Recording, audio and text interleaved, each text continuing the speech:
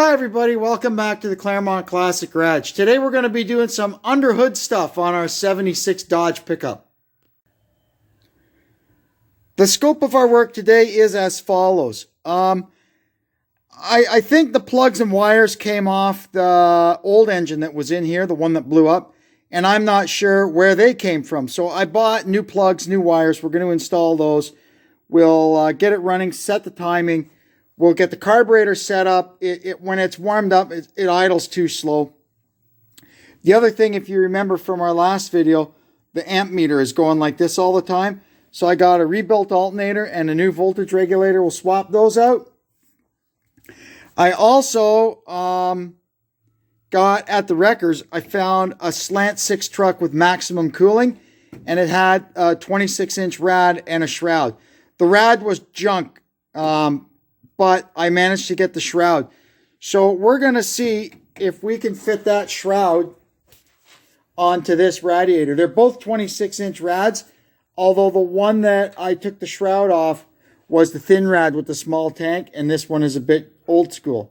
But we're gonna try it and see if that works. I also have, although I'm not sure I'm going to put it on, I found a 17-inch clutch fan in all my loot in the garage.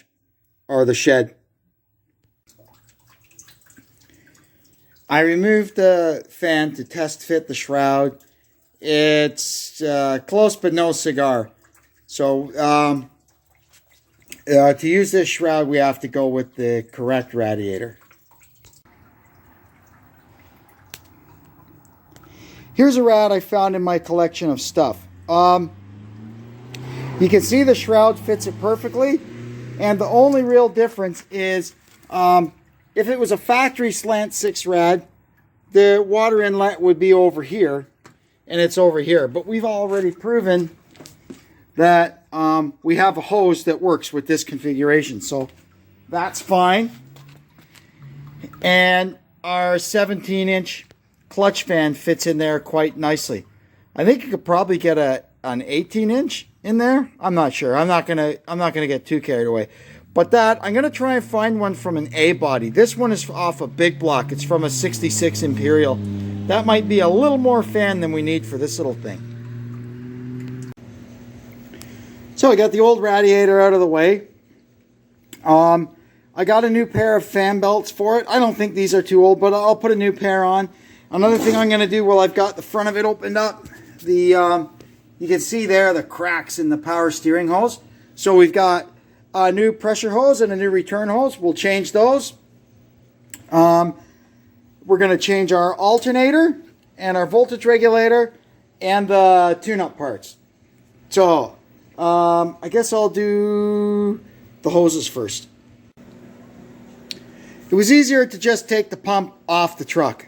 The fitting here, there's actually two fittings. There's the fitting on the line, and there's this fitting in the back of the pump, and it was turning. So I got to get a hold of it, and it was hard to do under there, so I just took the pump off, and we'll deal with it above ground here. I'm not sure what's going to happen here. This new line, apparently there's an early and a late line, so this one takes a little bit different routing, you can see. Up the side of the pump. So we're going to see if it fits. If not, I'll have to buy the other one. New alternator and regulator are installed. I put new belts on it. Our new clutch fan is installed. You got the power steering pump all squared away.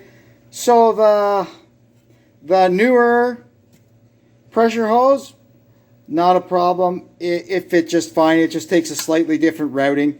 So that's A-okay. We didn't have to worry about finding the right early one.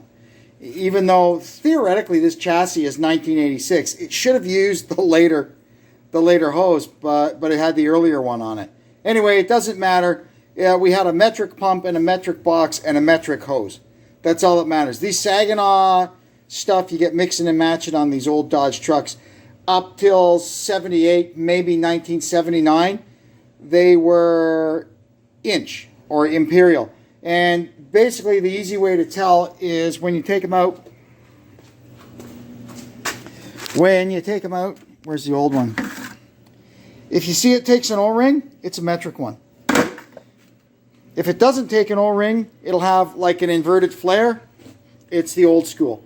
So I guess the power steering pump probably stayed with the chassis, so all metric stuff. So that all worked out.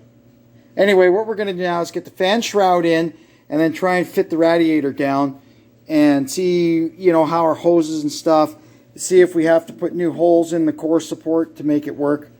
We'll have to figure that all out. All right, I've got the radiator sitting pretty much where it needs to be. Now I got to go ahead and drill 4 holes so we can bolt it in, because the this just isn't the original style of rad that came in this truck, so none of the holes in the core support line up. But that's okay. We can drill 4 holes. That's pretty good. There we go. It looks like it grew there. It fits nicely. Now what I have to do is I got to get on the creeper and get the lower hose hooked up. And I have to see about the transmission lines, because on this radiator they're a little further apart than they were on the other one. So we'll see how that's going to work out. Well, that went together quite nicely. We've got it all put back together. Topped it off, our cooling system, with a new radiator cap. I found an original pair of these baffles that go on the ends. So I put them on. They're a little bit wonky. They've just been sitting around for years. They should have more of a straight corner to them, and there should be a hole, I think, for them to snap into the radiator, but we don't have that. So anyway, I might trim that off later, or just use these as a template and make a whole new pair out of pieces of inner tube or something. But anyway, for now they're there. Last thing we have to do is the spark plugs and wires.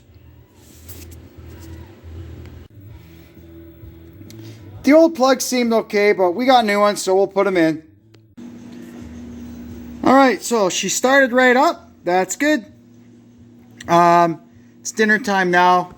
I'll come out in the morning and we'll get the timing light out and see if we can get the carburetor adjusted up a little bit and see how she runs.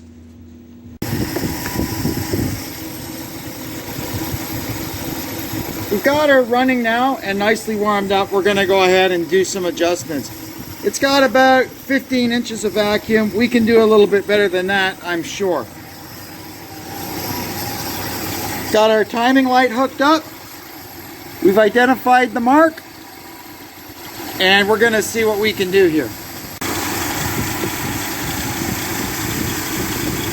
We've got the timing set about 10 degrees before top dead center. Our vacuum is sitting around 16 inches.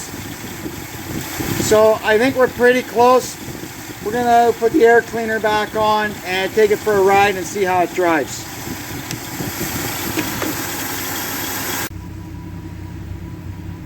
It seems to be running okay now. It does have a bit of a funny idle. I don't like the carburetor. I've dealt with these carburetors before and I've never liked them. I've got, I think up in my attic, or maybe up on my shelf up there, I've got a couple of different ones. I'm going to try one of them later. But for now, it's running. So we're going to get it out of here.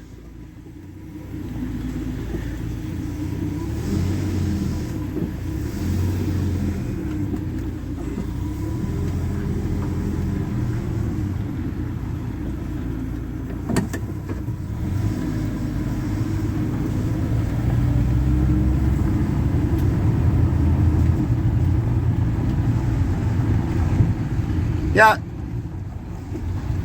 you're running super.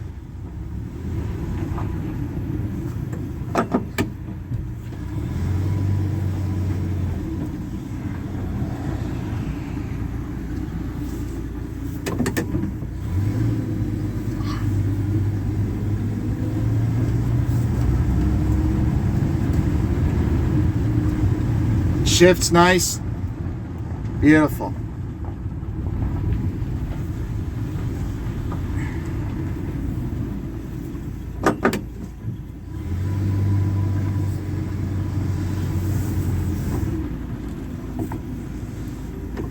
I mean, if you remember back in my previous video with my mom's Subaru, when I talked about doing an Uncle Gord tune-up on Uncle Gord's old Ford Fairlane, this little truck might need an Uncle Gord tune-up too, because all it's been doing for a couple of years is getting started up and moved around. It may do it well to get out on the road and get the cobwebs blown out of it.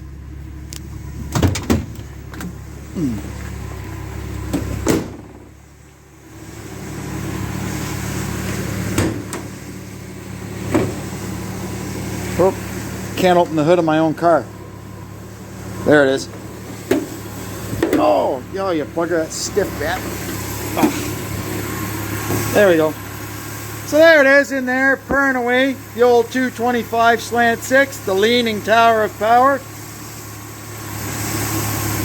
I guess we're going to move on to the next part of the program. We've got two things left to do.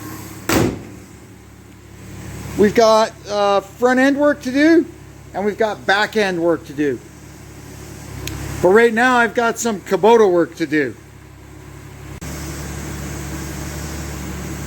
Well, that'll do it for this one. We got a lot of work done under the hood of this old truck, and now we can carry on with the rest of it.